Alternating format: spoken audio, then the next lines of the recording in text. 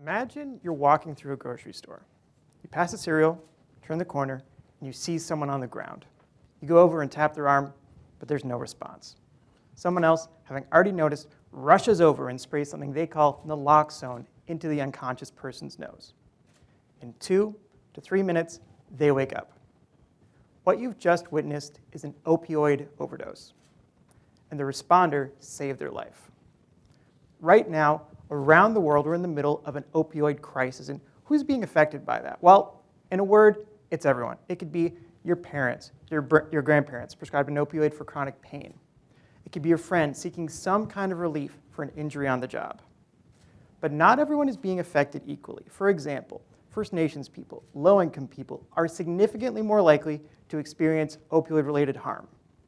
My research will find ways to make sure that all people in Ontario have access to opioid harm reduction services.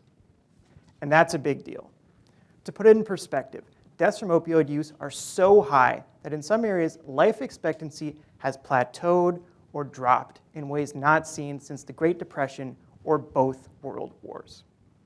So what are opioids exactly? Well, they're pain relief drugs like morphine, oxycodone, and codeine, as well as illicit drugs like the kind you'll hear about in the news like heroin and fentanyl. Deaths from opioids remain high in Ontario, despite a program to distribute naloxone, an overdose reversal drug, the one mentioned in my story at the beginning and on my slide right here. Naloxone is available to current and past opioid users, their friends, family, or really anyone concerned at all about witnessing an opioid overdose.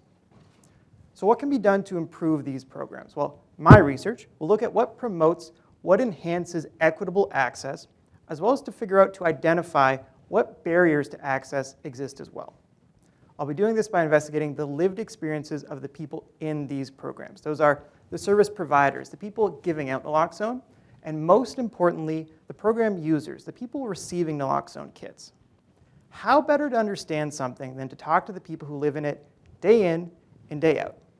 By knowing what works and what doesn't, we can make sure that the same level of opportunity and care is available to everyone.